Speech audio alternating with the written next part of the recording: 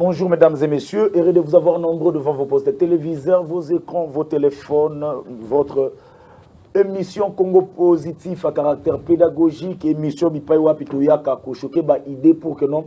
Et puis sa lumière, je vous avais annoncé que bientôt, Tokobanda, organiser des plateaux spéciaux pour le secrétaire général. Il y a chaque parti politique, Tozalakina, secrétaire, il y a Nouvel Élan Awa. Aujourd'hui, nous avons encore la grâce, il y a qu'on recevoir un grand secrétaire général parmi parti, secrétaire général, parti politique. Il y a beaucoup, le plateau est spécial pour l'honorer parce que ce sont des gens au point de ils ont la cas moins difficile. Moi, votre humble serviteur, Gloire Bossobé. Je vous dis encore une fois bonjour, nous sommes sur ZM Télévision chaque 11h40, excusez-nous, 10h40, excusez-nous un peu pour le retard avant que nous n'ayons dossier Moussoussou. Sans plus tarder, je m'en vais à vous saluer. Bonjour CG Raphaël. Bonjour. Boni Zoto, boni santé. Toza mala munangolo nzam. MSR. Division Utiwapi. Ba Moussoussou to komi ko mona elongia munene a Félix Tshisekedi. Misusu toomona elongi ya Kabila.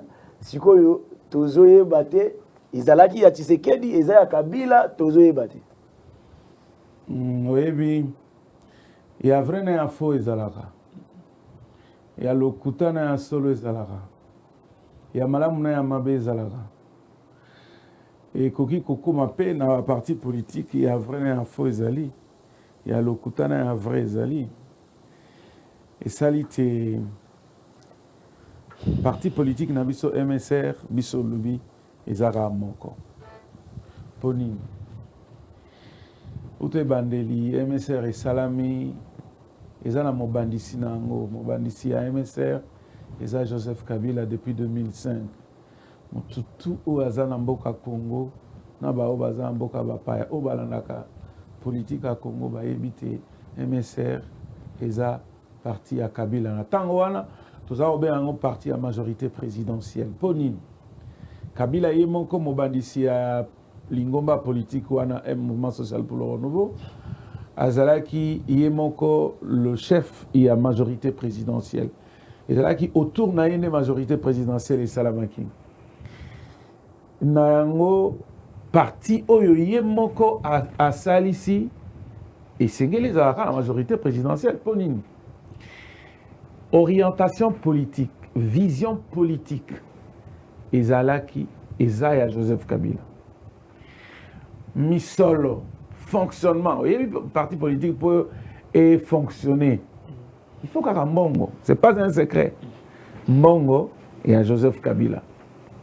Nous sommes au monde où nous avons des drapeaux, des foulards, des képi, des t-shirts, des sièges et à partir. Cadre à partir de voyage, ma mission à l'intérieur, qu'on installé fédération, sous-fédération, etc. Nous sommes là quand Mbongo ya Joseph Kabila. Na tango oyo MSR réseau qui même me ko présenter candidat député caution makamunion so ya Joseph Kabila. Bisotu majorité présidentielle. Mais les loloye omoni bandeko mususu babana ki Joana Yamabe na 2015 bamususu bamoni te Joseph Kabila a commis fin mandat nenge tomana ko kanata wana bamoni awa to sala tout longwa ne ba mamusu bakende ki o toke na biso na G7 na tango wana ezalaki bango nyonso dirige na kondo Pierre Lumbi bandeko musu bakendeki batikalaki komba ezalaki nini yakolakisa bango banso te MSR eza parti à Joseph Kabila. Donc le lot secrétaire ozo confirmé que MSR est parti à Joseph Kabila. Mais n'a ko confirmer en po ezandengo na uto ebandela. Na Congo positif. En tout cas na éviter ce qui mutu mususu akoki koya kolobate à contredire Mambozo. Non. Alors na silisanan parce que c'est très important. Na tango oyo tozaki ko bundisa ko bandeko oyo bakendeki na G7 que MSR eza Joseph Kabila tozalaki na bandeko banso oyo na bamosusu lelo awa Kabila azali sous président de la République te banyamuki bake na union sacrée tala bandeko kaka oyo tozali kobunda na bango kolakisa bandeko ya oyo bakendeki na Pierre Lumbi na G7 que parti eza ya Joseph Kabila bango mpe lelo bakomi koloba parti eza ya Tshisekedi. Ozomona te ka eza lokuta munene onde toloba na lopotoko c'est le mensonge. C'est comme le fil blanc. C'est comme l'étoffe noire cousue de fil blanc. Merci. Donc c'est déjà confirmé biso awawa que MSR eza ya Joseph Kabila. Donc problème exacté. Il y a une zone de statut Marabutu eza Joseph Kabila. Uta e bandeli na préambule. Donc c'est déjà confirmé biso awake makambo bato banda ko lo bato banda kansango nungu eza ya solo que Joseph Kabila créa moi ba parti à mike nungu pour ministre la ba député belé dans l'Assemblée nationale ba temps bazo voter bato ba yebi bangote bakambo ka kaote na uti na parti bozo ka parti wana eza Joseph Kabila DPMSR eza na kati. Biso MSR non. Biso MSR na 2005. Na 2005 tango mandat ya liboso pour Joseph a élection à Liboso. On a vu que pour que Azala la majorité absolue au Parlement, et Sengeli Azala n'a pas député, et ça c'est vrai. Talatina, il y a coqué la MSR, au-delà, il y a peu perdu. Attention qui n'attend ici au statut, il y a MSR. Au moment na statut, il y a MSR. C'est écrit dès les préambules que l'initiateur du parti citait nommément Joseph Kabila Kabang. En tout cas. Entrons dans le sujet pour actualité. Toucher place mon numéro sera affiché là-bas. Ce que vous avez besoin de contribuer, Nani Sala texto ko bengate et ko zala malamou. Je crois que non. On va évoluer, secrétaire général, la présence de l'armée ougandaise en République démocratique du Congo. Quelle lecture faites-vous sur cette situation? C'est l'échec de l'état de siège. Comment ça? Ponini. Armée ougandaise, pardon, état de siège de Salamaki Ponani. Et Zalaki Pona Kozong, il Kimia, na Nord Kivu, na Sud Kivu. Et Zalaki Pona ko instaurer autorité de l'État. Et Zalaki Pona ko protéger la population congolaise. Il y a Est. Mais natango Oyo, ba ADF, ba groupe armé Oyo, forces armées de la République démocratique du Congo, et ça ko bundisa. Baza ko continuer ko bomaba congolais. Pendant qu'état de siège sali presque 7 mois, renouvelé 13 fois dans le Parlement. Est-ce que Tokoloba état de siège est réussi? S'il vous plaît, attaque congolais moko soka kufi ezamabe. Ngana lobaka mikonyo sote état de siège ezalaki eloko oyo pesaki espoir. Nga personnellement, j'ai félicité le président Félix Tshisekedi dans mesure wana. J'ai dit, je le répète, j'ai toujours dit, c'était une bonne mesure. Mais mesure en gros, et ça lui plouf. Bonani. Ma mesure d'accompagnement, il y a mise en application, il y a état de siège, et ça l'a quitté. Entre autres, la loi sur l'état de siège. Mon bec, mon âme, salemina nous té dans le Parlement. Ça veut dire quoi? Ça veut dire que loi walande kola kise lingaki la kisa le lenge kani population elingaki sunga mapinga na mboka na biso pona kobundisa monguna en l'occurrence ADF. Ndenge nini mapinga balingaki ba se comporter na population na tango ya état de siège. Mais loi wana ezate toujours que nekaka kibudi pona nini?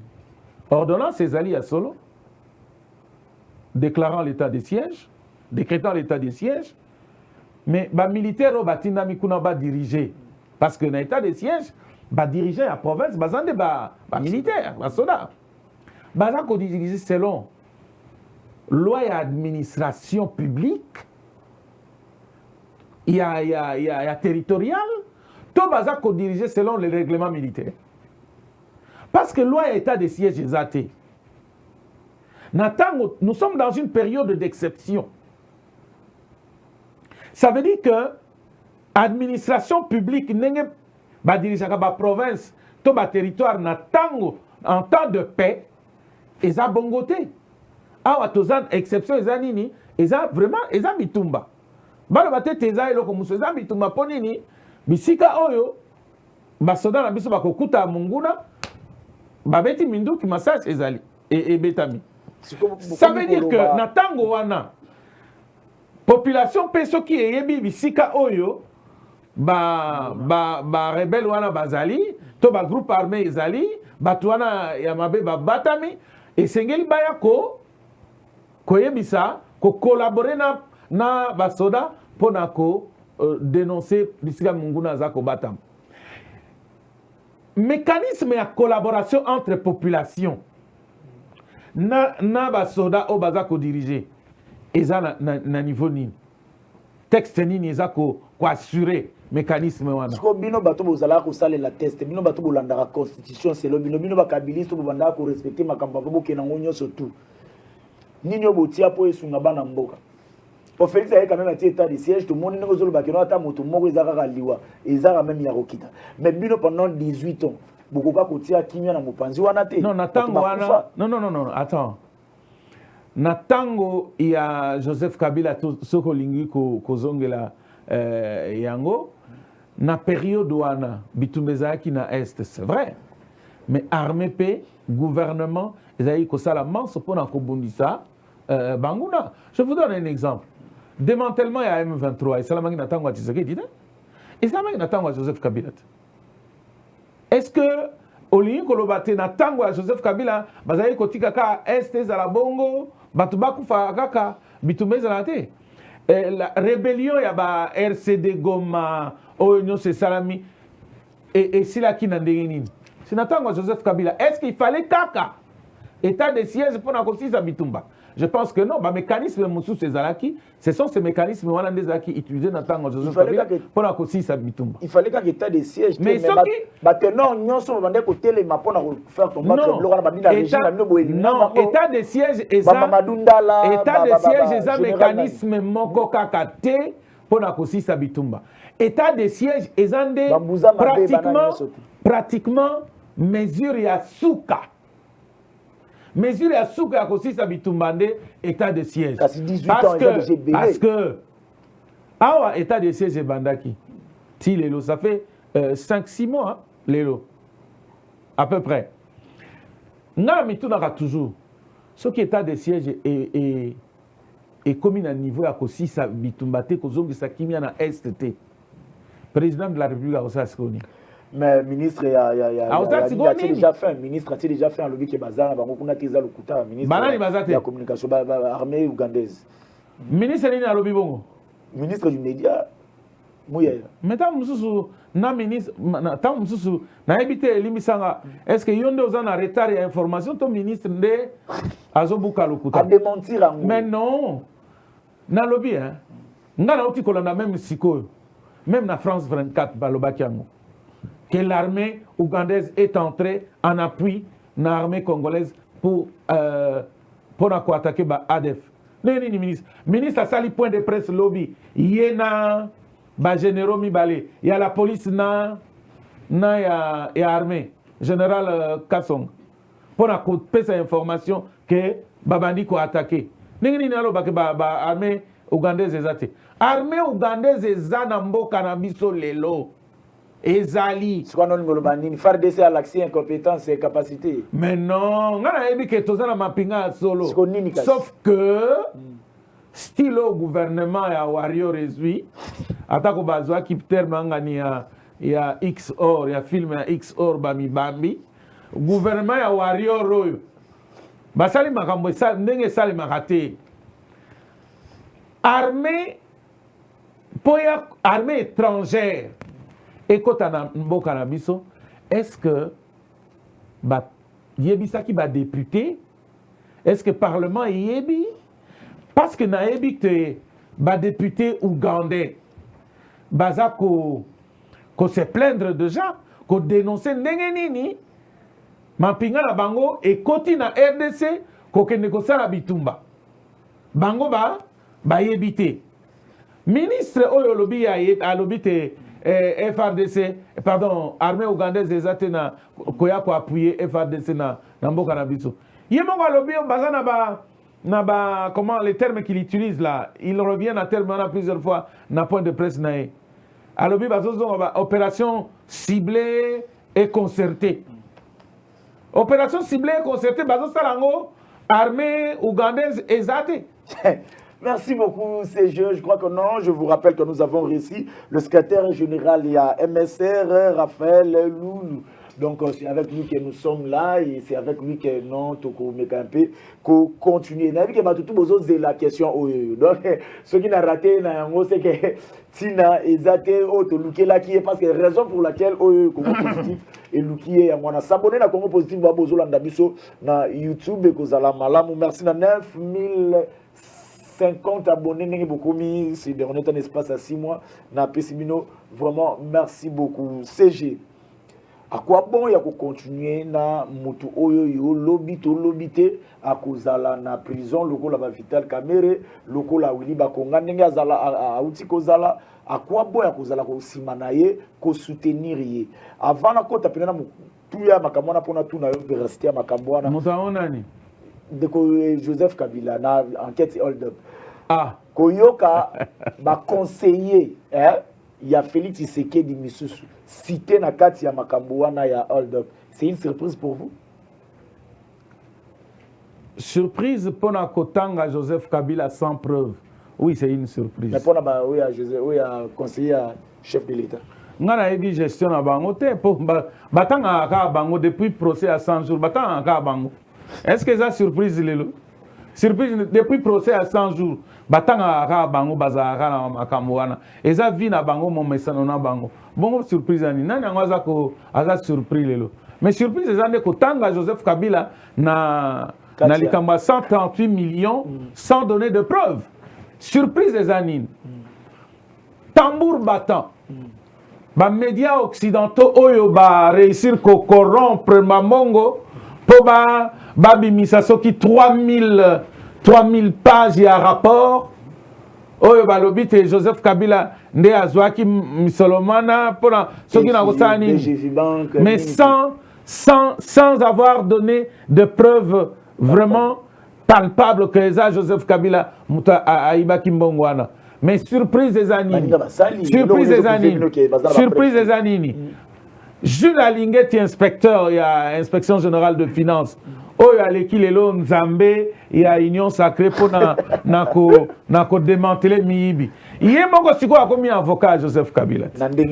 Ah, mais il y a un avocat Joseph Jules Alingeti comme avocat Joseph Kabila. Mais non, il y a un Joseph Kabila. Makamwana kuta biso to bangate. Attends ce qui va traduire Joseph Kabila en justice. Joseph Kabila ça lui avocat. Jules Alingeti. Avocat Joseph Kabila Jules Alingeti. Mais oui. Mais Jules Alingeti il y a déjà ça a démontré que na makambwana Joseph Kabila za kututé. Mais asali aza mettre avocat et aza économie na ba. Mais ngana ça mais la Joseph Kabila la qualité. Mais papa yona no landi ngana moni eza ozana mo retard à information. Mais Jules Alingeti yemoko alobi.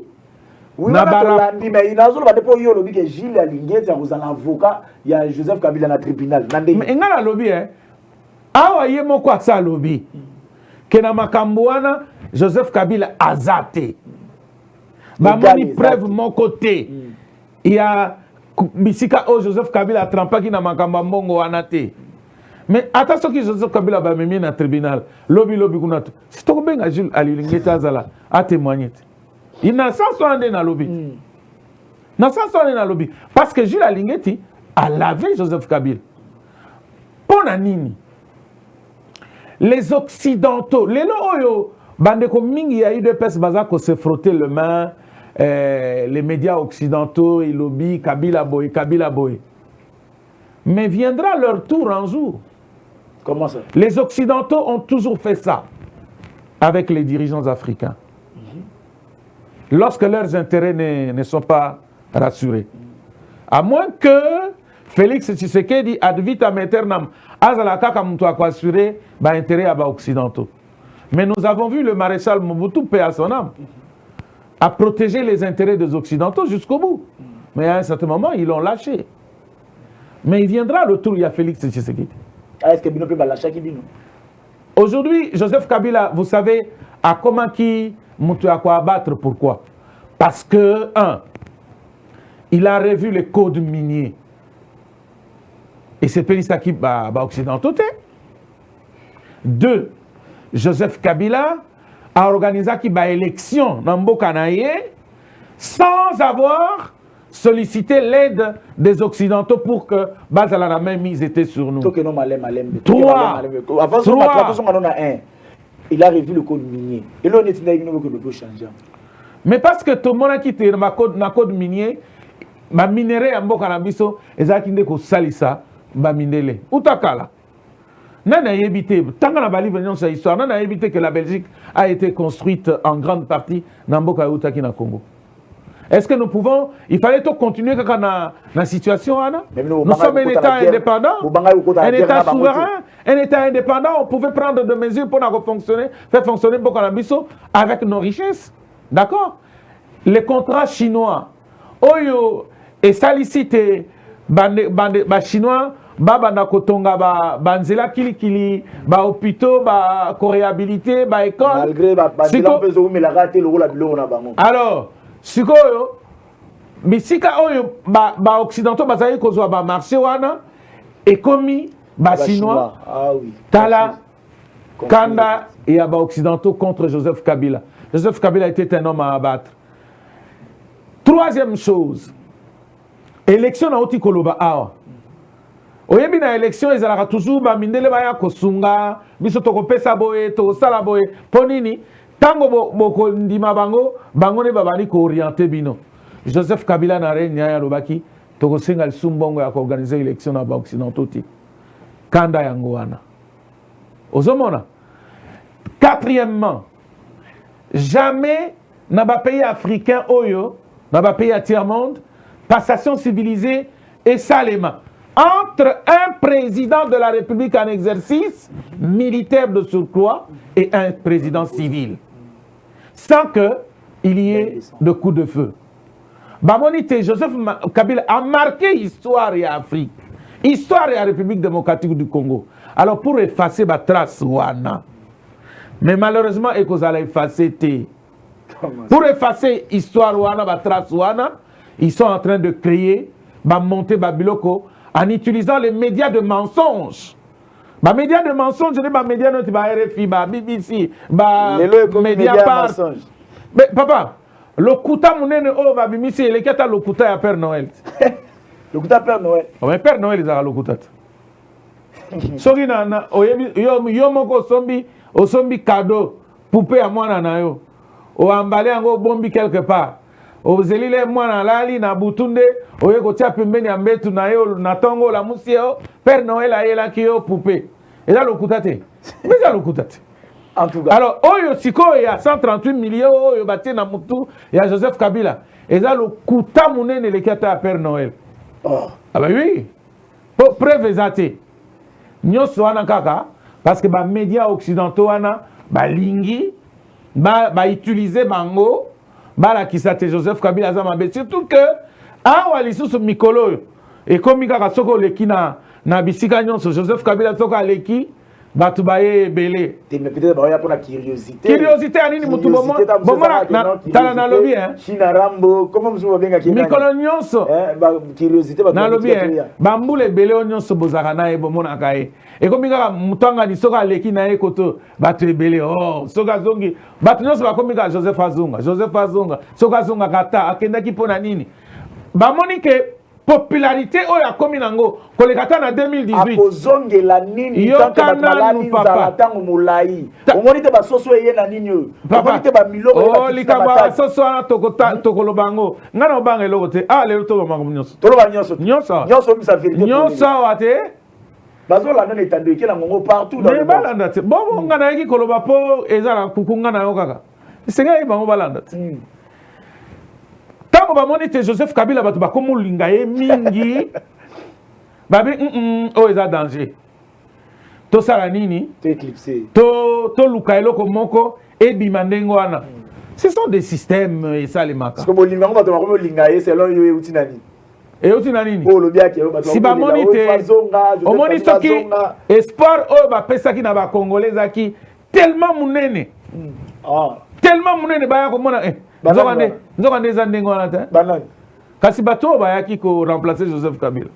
Ba pesa la population espoir. Oui. Bakanisa ki non maka tozo yako bo bana kolia 3 fois par jour. Oh bo bana ko soki Minerval boko futa lisute. Nzokande Minerval bazo yi babino na maele na ram. Sans koloba.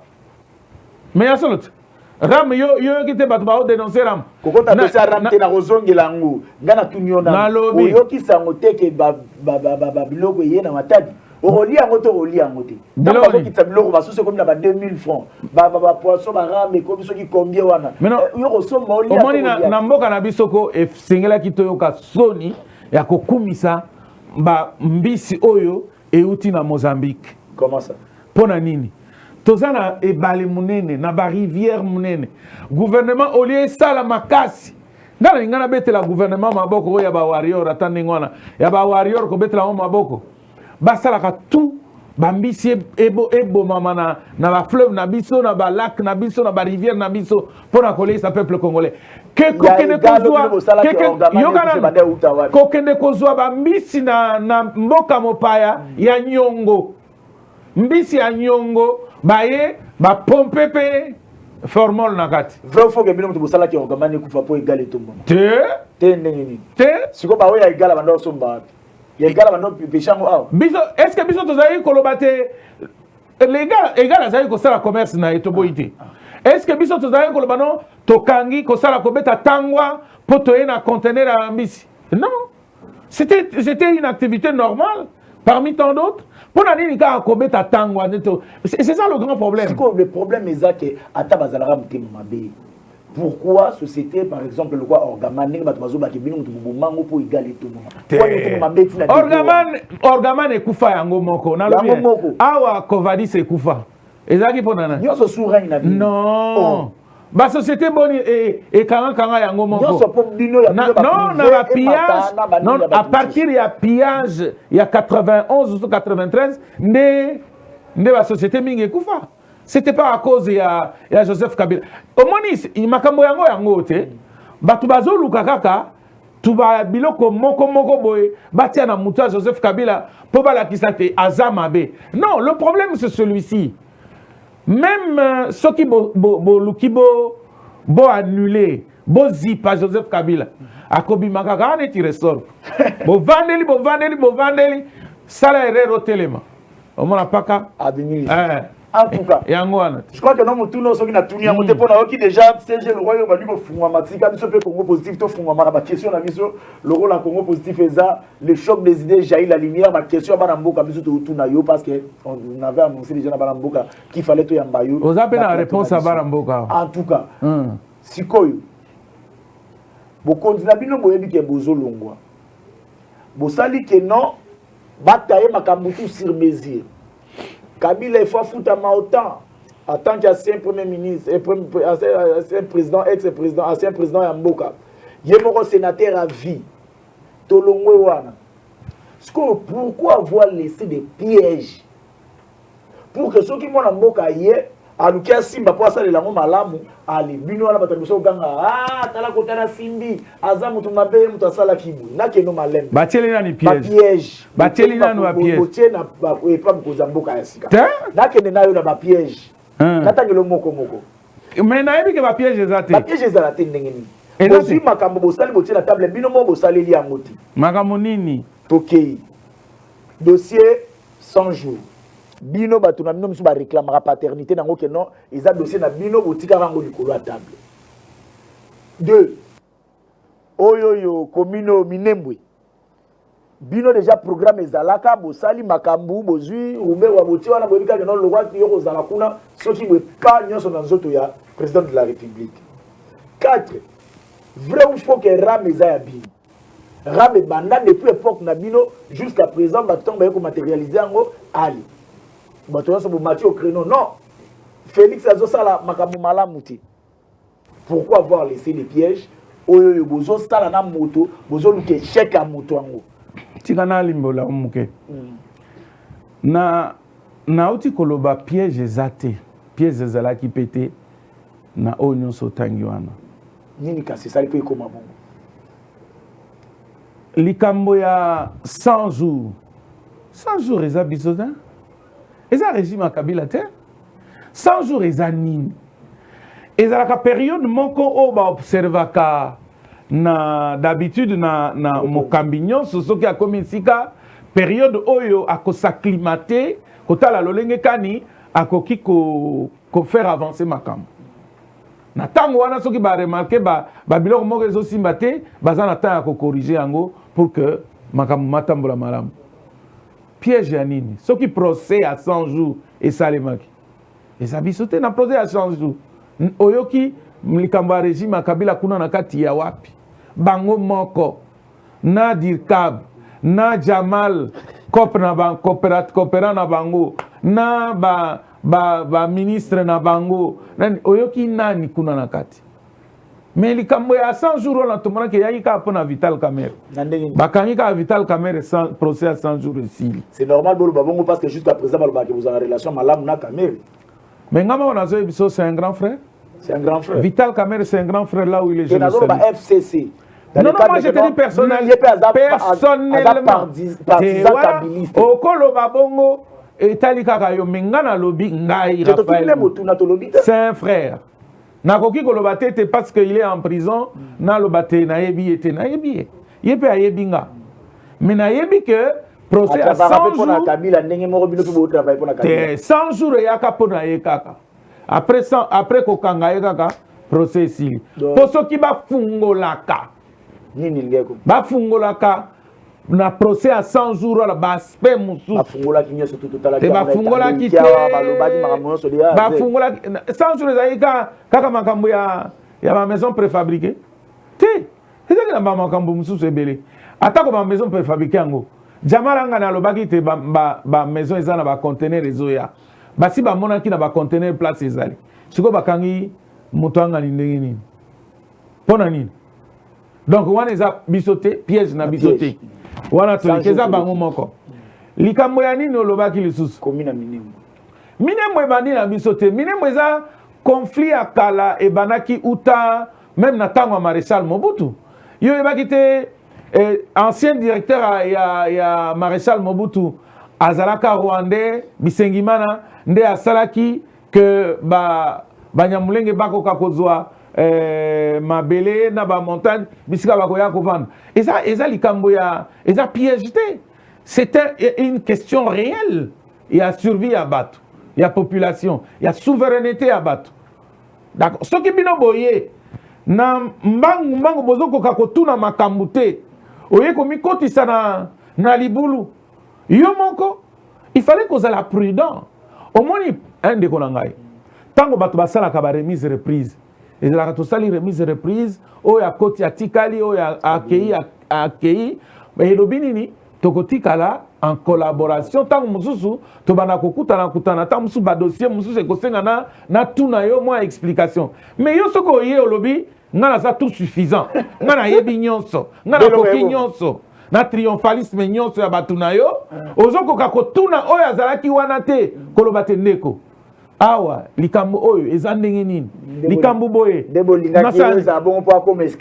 non esclave te oyebi moko oyo non on ne peut pas gérer le pays na ndenge wana. On ne peut pas gérer le pays. Mais combien d'humiliations il a subi pour alobi yango? Non, repousse la première nabino kozwa maté ya oyo. Non, likambo ya humiliation ezawana te zande omoni soki kaka yo dirigeant okomi kolanda nyonso oyo bato no baza koyebisa o okobunga rumba. Okobunga rumba ozoyoka te okomi kaka kolanda kaka nyonso biso nyonso toza na ba base toboyi te koyoka base eza malamu mais tango nyonso oyo base alobaka ezaka bien te pour que yo okoka kosala musala po base koyebisa et ko monter yo moko okomi kuna likolo monique na base yango ezo soutenir ayo ki base yana zaki na pouvoir te na pouvoir te nani le président ayo ki base akomi na pouvoir to base bagangi zonga retirer signature ayi a retirer yana le na beaucoup mais siko ba piège yo zolo beza wapi piège na tangeli bino minembo ezate minembe parce que ba yo ki base balingaki koyoka tolia ba oyo bazalaki liboso wana te bakoti na libulu piège te ram na tango na biso yokaki bazobenda o ba 2 unités ba 1 unité ba 500 ba nini nini wana yaki kobanda ram wana te ram wana eza escroquerie d'état papa nengo za wana soko za na 5000 francs na yo soki nga nalingi nazwa yango nakosenga yo to ata soki naza moto ya leta nakoyebisa yo ndeko mpo na kosala émission il faut futa 2000 oyebi te ozofuta 2000 na ntina nini mais ovandi kaka boye oyebi ata te osutu kaka na 5000 ozalaki nango 3000 esekei bapesi mpe merci bayebi mpe merci mais ntango bazobenda yo oyebi te moto aza kogere yango oyebi te mbongo yango esika ekei oyebi te ezosala nini oyebi te batie na compte nini compte moko te na mboka Congo oyo ya mbongo ya baramu toloba nini eza escroquerie te escroquerie moto organize yango nini l'État yango wana banakisa baobenga yango en terme clair moyibi ya l'État oyo na bapesaka flash avant tokota pena na dossier ya oyo mpenza mosusu nabengela donc wana kutu koloba te ke eza piège te eza façon na bango mei ya kosala ministre Kibasa ye moko alobaka yango eza te tata mokonzi ye moko nde asimbi dossier ya ram CG eza biso opposition omona ondenge pema charge ya likambo nini pema penda opposition yo ndenge omoninga na santé ya ndenge omoninga na santé ya ndenge nini charge opposition t'es charge mais opposition la noce que combien lingia dans le sens que bo tambulo bo sala marche bazo encadrer bino o bino ezalaka bana ko ngata te batu ba sala marche tozola qui sa vraie opposition de yangwana l'opposition républicaine yangwana démocratie ya malamu pe ba meseni sa bino nde mabe sikoyo kofinga kobuka kotumba ba pneu ko bebisa biloko batu kotumba ba siège ba parti mususu ne bon mesana na bongo vous avez cru que ba méfait wana ba anti-valeur wana ne vraie opposition mais biso toye ko corriger sikoyo opposition ko sala marche objectif to sali marche mais boyebi ke ba sali marche pona likambu boye to buki eloko ya mutu te to fingi mutu te après marche tozongi na biso na bakadre no pe na la police omoni démocratie musala na ye yango donc solo la police na lobi boye tala démocratie musala ya police yango na rappeler le moko biso tozane biso tene na kanisi na tango moko boye soko lingi jumo na kokotindelo même na WhatsApp tango moko boye batu ya UDPS bazali ko sala marche mutu moko pe azalaki na kati ya ofinga na policier mais exact yo ebite na ba réseaux sociaux eza soko lingi na tindela non soko lingi na tindelo yango ezalaka banani mutu azofinga policier na marche mais est-ce que moni biso lelo tofingi policier tozo corriger bato banda ko tirer ba masasi na bani na kati ya bato ba sala marche ezalaka banani eza ba infiltrer ya ba parti na bango bazokota ne ba sala police mais absolute ba infiltrer par exemple ba la police ba bomi mo bato ba bango mais yo organiser ça impossible mais absolute mais na lobi yo nini eloko zoko tala yozo tala likambo ya marche wana na angle moko mais nga nazola kiso angle mususu biso opposition ya biso toende ko corriger opposition na mobulu na désordre na ba anti-valeur tango ba ville morte ba marche opposition za yo sala biso le to sala ngona en respectant les valeurs démocratiques en respectant les institutions jour mon opposition za na marche c'était prévu ba c'est na triomphal bon beti sa match ba policier na mura FRDC na moura na triomphal wana. Match bandi so 8h, match sila 18h. Nalobi yo changement ba joueur ba to ba lembaka te. Nalobi boy. Pour la nini ote ba joueur qui terrain déjà avant, ba négocier qui terrain. Est-ce que yo évite que ba militaire les moko bazala ba exercice na bango ba koki mambangu moko ba beti pe match, ba beti foot. Comment ça on ba bango na 8h 17h. Nalobi bongo le to mona bango moko ba osa ba exercice na bango bazo kima na nini na ba balabala et ça les maraté c'est normal. Merci beaucoup. Je crois que nous sommes là avec le CG. Mais tout nous en a besoin, tout dans le CG. Et je vous rappelle que je suis avec le secrétaire général et MSR. C'est avec lui que tu continues l'émission. Mais tu as Sabino Sango, tu as Sabino dossier à Fatih Santé où j'avais reçu le docteur Awawa.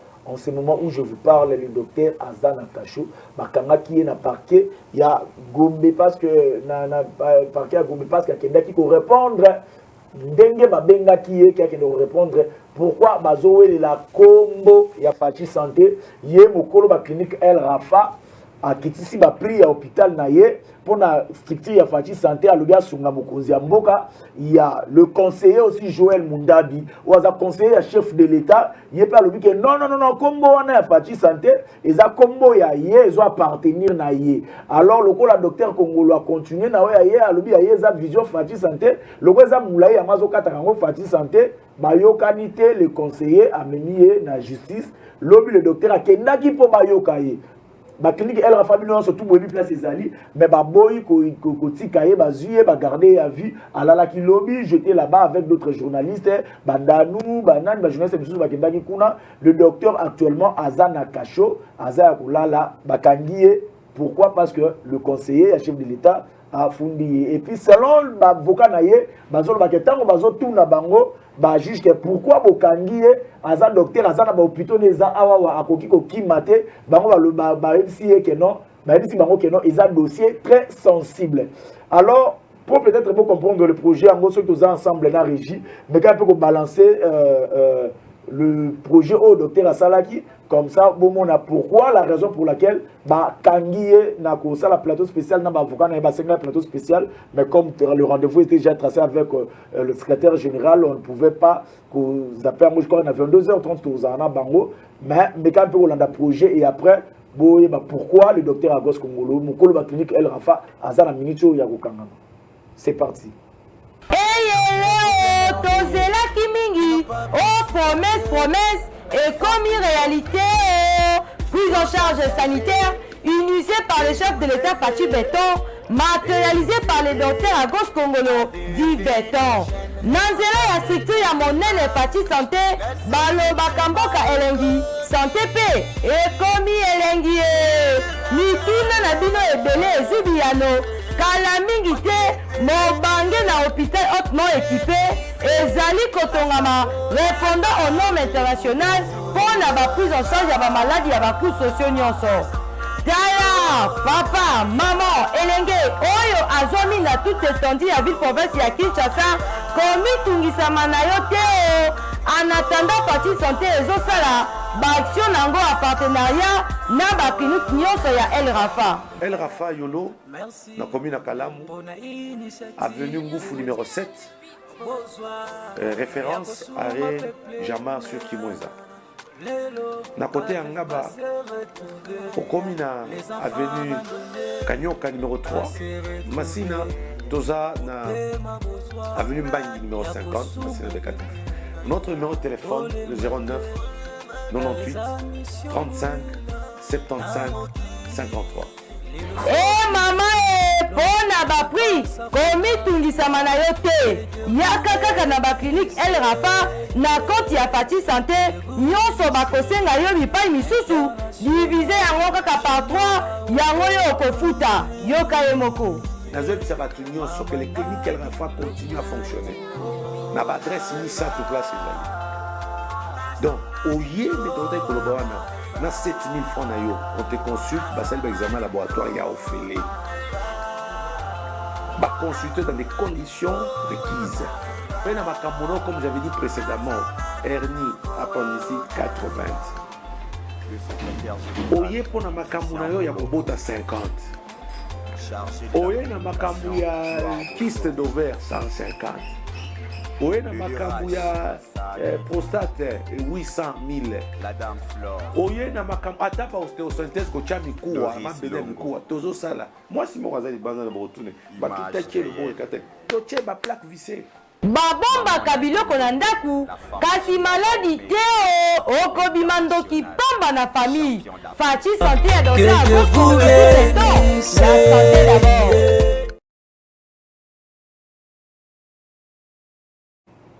Na nini nae mais lobby non avant na lobango CG un mot par rapport à nini utikotala le docteur que vous voyez actuellement Azana Kacho n'a pas fait nini ya Gombe Ezamawa po état de droit nde yango yanini état de droit boy bangona mboa simboa boy vraiment muta sala ba œuvre ya malamu boy bokangi ka pona kombo bokaka mutaza ala conseiller ya moko oh ngana lubaka ko kaka ba conseiller wana nde bazo fingisa mokonzi ya mboka Joël Mundabi, le conseiller Joël Mundabi. Ba conseiller wana nde bazo fingisa mokonzi ya mboka. Mutu asali œuvre aboye, olie bo encourager. Soki likamon ko atie comme fallait ko tuna eka ko tie kombo Fachi pona nini. Ça mususu ya pe azana ye mutu ya union sacrée. Boza pe bokomi pe mingi tellement que batu ba okota en désordre, boyebi te ta mususu asa kotaki, okanisi ke azana ye kuna teme. Il faut ko tuna nanu monsieur le conseiller. Hein? Le conseil Joël Mundabi a dit que ça projet naïe, ya ye ya kala. Ah bah ouais les projets pour qu'on a quatre ezali kambali konda. On comprend ça privé. On comprend quasi ezali kambalar. Ezali kambo ya santé ya population te. Ezali kambo projet naïe ta mususu yende abana ko concevoir angonde o soit matérialiser ango avant ye. Ezali kambo ango wana. Mais ezaka entre bango bagoyo kana union sacrée batuna autorité morale à kokatango. Mais hier j'avais essayé de parler avec le conseiller Joël Mundabi tout nameka ko solanaye. Le conseiller pour lui il n'a pas aussi des problèmes. Le docteur Agosco Ngolopé a un problème. Problème que non. Il est dans ABC et bon que conseiller le bini a nous qui a plusieurs fois beaucoup dans un docteur pour que même ka en place. Bas sous la main à comprendre et commis bongo. Un conseil que je vais vous donner, moi mon émission s'appelle Congo Positif. Ce qui veut dire que je veux qu'on puisse voir le Congo autrement. Tout le monde en Congo il y a des espoirs que c'est pourquoi ici dans Congo Positif Congo bon matin Congo et bonga. Ce que yo moni que Congo et bonga te bima na yo. Biso za awa Congo ebonga soki po lingi Congo ebonga te bakoko nonde lobi ba souffrir mais ngana na besoin Congo ebonga po lobi naza la génération future na ngai ebonga ne tolo ba Congo positif yango moni ke non pour na mboke ke liboso bino surtout bo sala loko moko docteur Agosco Ngolo o sala pour la population docteur Joël Mundabi le conseiller Joël Mundabi yope ozo sala zapeta pour na peuple yo zakuna na sommet elimbisa ezane mode docteur o sa pour na peuple et monani œuvre na ezali oba hôpital na ba adresse ezali apesi yango mais o conseiller azo sala et monanité oui autant que ça la moko na matete atongaki moko na matete le secrétaire général Augustin Kabuya qui ko inaugurer yango kaka na kombo wana na comme te eza kombo mosusu mais na kati na ngonde abia ko sala projet Fachi santé mais tu va welela ni le conseiller nano yo ba wele tala likama boyeko même ba ngonyo suta mususu na présidence kuna ba yoka ou bien kende na ba pas jamais Kabunda ba yoka na kuna pas le président AI mama mususu ba kende kuna to ba kende régler à l'amiable pour 10e rue ezo résoudre moninga siko azana kashu 10e rue ezo résoudre sur Kambote que n'est pas jamais Kabunda ou bien la présidence va retrouver solution. En tout cas merci beaucoup, je crois qu'on va évoluer na solo la kina le conseiller a un problème té mais Ndekonde peut-être à sa coopérative. Il y a de son côté avec non tant que Kamango Zalaki, à Luka qui n'a pas pu solo la mais les conseillers de tout, à l'égalité de mon en solo là. C'est ce qui a posé problème. Mais pour ça, on a bien nous Luka moi retirer en haut parce que moi je pas poser comme ça s'accaparer dans haut. Bah on me joue le dossier na bango. Pour nous Luka. Et là dossier na biso ta. Et là dossier na biso batinga ne docteur angana qui ne soigner ma malade. Bokanga mutu ero na cachot. Na cachot en plus. Bokangera pour na combo. En tout cas. Pendant que il y a ça bandi aza médecin. Alors que ça là déjà, que ça le sabat. Pour tirer qui ne soigner ma malade. Docteur ngana oya kuna lobby o soigner ngatoko mina na cachot. En tout cas, on évolue, je crois que nous avons presque dans Souka, il y a une émission d'ambition secrétaire. Tozawa Pina Bloc Patriotique. Trouble total, hein? Trouble nini? Hein? Trouble nini? Eh, bakateki babuna bango bata manasima, babuna bango bangambo. Banani? Hein? Ba catholique. Awa yo benginga na basango. Sinainga mot. Naoloba na basango. No banga moko, naza opposant, naza opposition. Makambo na biso to sa biso moko. C'est-à-dire, boé. Donc, il était à combattre Massima tout à l'heure. Ce qui est un programme, c'est un programme. Mais ce qui est un Congo. FCC. Le programme est marche.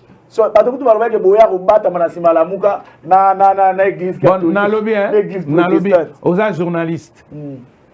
Au moment qui Basango Boni na marche, il y a les 13. Au moment qui Batalamuka Boni. Mais il y a qui m'a fait faillir le wap. Mais non,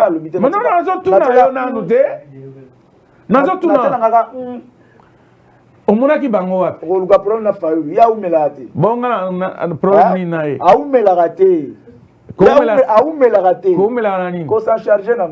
La marche. Et puis, est-ce que d'abord, vous avez bon, on a le bien. Yo sokuta biso tozoli anguba nae. FCC bana relation bien failli. Tozo en relation na nani? Na failli. Relation nini? Relation que non lobi peut comme on attend FCC la muka bomoko pour na la vision mondiale. Ah mais non to comme na niveau wana te. Non beaucoup na niveau wana te secrétaire aux ana occupation et belé je crois que non on doit vous libérer pour que na occupation na yo na mukika kana mukusi. Nini ya malamu oyo yo mokonzi mboka lelo asali o bino pendant 18 ans bosala ki te pesi bino leçon que notamment ceux qui par hasard tozui chance attaque moko na biso un jour akozonga la pouvoir après Jésus-Christ en Roya le roi Félix Tshisekedi azana mokonzi ti Jésus-Christ Roya tant akozonga ka tokozwa eloko ya malamu mokonzi mboka siko asali et puis to sali lango et puis tangeli ngai nini ya mabepe oyo o monike bino bosala ki na le passé. Oya malamu mokonzi mboka sali mikolo oyo na moni na reine na e hein ya malamu bon ya malamu eza peut-être mibale quelle bonne chance non si vous allez bien président a voyagé mingi et sali que na bamboka bisika zo kende ba yebi mboka biso Congo mingi po le président kende kuna ko voyager. Ça cela a mis mon ça le président Mboka Congo. Merci. Et ça les bisika mususu oyo bazali koyeba biso te bakomi koyeba biso. Neti na tombe à Jésus. Hein? Et ça le kamba malam. Il y a mususu ezani. Il y a malam tomoni ke mikolo na mboka na biso. Batumingi bazaki distrait na balabala. Mais mikolo omoni ba girofaro ezo wa et komi mingi na balabala et ça li ke mutu nyonso pona ko katsa moni ba accident za su mingi te hein po nyonso ko koma wa et là ko alerter au sala attention pona ko katis. Merci le secrétaire. Je crois que le secrétaire à chaque fois que vous avez besoin il y a que vous avez information on reprend ailleurs pour na plateau na biso disponible. Naza disposé à tout moment. Bien on évolue en bien ngate. Je crois que non plateau à Congo positif et ça désormais pour na Batunion, surtout le rôle à tout na secrétaire à MSR. Demain, je vous annonce que non, tout ça l'effort. Tout bien de vos kitoko il y a la muka pour qu'il y a nouvelle, il y a décidé pour que tous allez awawa après le secrétaire général. On va continuer comme ça. N'a pas secrétaire général, il y a ma partie politique. Mon numéro est awa non passé. Appelez-moi au Koleka s'abonner à la chaîne Nabissé Rosalamalam pour rater le côté. Secrétaire général, merci pour nous répondre. Merci Nabino, c'était un pouvoir partagé pour nous Koyan Congo Positif Lelo. Nakani Sezambala et Asukate. En tout cas, merci. Naoyata Onyoso, Gozala nécessaire et tant en tout cas. Et c'est par ici que nous mettons fin à cette émission. Je remercie Grevis qui est l'assistant. Je remercie Bandeko Bazana Régie, Bailon, Patou, Bandeko Nyon surtout, Bazana Régie, Basimbi Moussala Kitoko, Ezala image, qualité aux homona, Ezara Bonzambe na mafuta ndeza awa. Soto Bengi yo kanisa ko répondre pour ezate que tout lukayo pamba batu ya mutuya bazone zima kutika misala na bango belé pour ba répondre à l'invitation na biso. Ce qui veut dire que Moussala izo salama. Ici c'est le choc des idées qui jaillit la lumière. Si mananga journal Zela, oh, les informations au journal, l'épisode à 19h, il y a un autre utiliser les lots. Zela, ce que les informations à Sikana Tongo, yo si mananga ya journal les ali, qu'on a peut-être Sikala na Zetem pour que non, to kutana prochainement. Ciao.